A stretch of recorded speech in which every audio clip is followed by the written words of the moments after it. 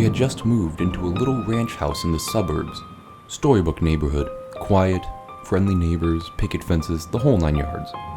Suffice it to say that this was supposed to be a new start for me, a recently single dad and my 3-year-old son. A time to move on from the previous year's drama and stress.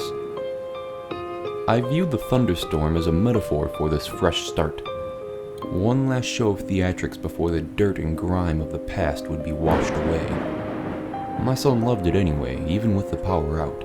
It was the first big thunderstorm he'd ever seen. Flashes of lightning flooded the bare rooms of our house, imparting unpacked boxes with long creeping shadows, and he'd jump and squealed as the thunder boomed. It was well past his bedtime before he finally settled down enough to go to sleep. The next morning, I found him awake in bed and smiling. "I watched the lightning at my window," he proudly announced. A few mornings later, he told me the same thing. "You're silly," I said.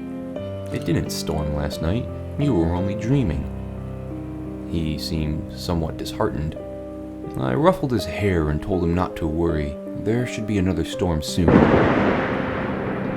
Then it became a pattern. He would tell me how he watched the lightning outside his window at least twice a week, despite there being no storms.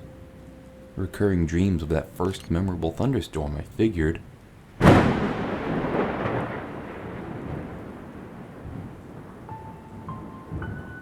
It's easy to hate myself in hindsight.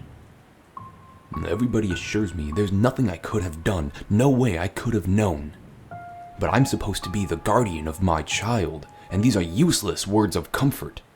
I constantly relive that morning, making my coffee, pouring milk over my cereal, and picking up the newspaper to read about the pedophile local authorities had just arrested. It was front page stuff. Apparently, this guy would select a young target, stake out their house for a while, and take flash photos of them through their window while they slept. Sometimes he did more. My stomach sank as the connection was made. At the time, it was merely something from a child's imagination. In retrospect, it is the scariest thing I've ever heard. About a week before the predator was caught, my son came up to me in his pajamas. "Guess what?" he asked. "What?" "No more lightning at my window." I played along. "Oh, that's nice. It finally died down, huh?" "No. Now it's in my closet." I've yet to see the photos police have collected.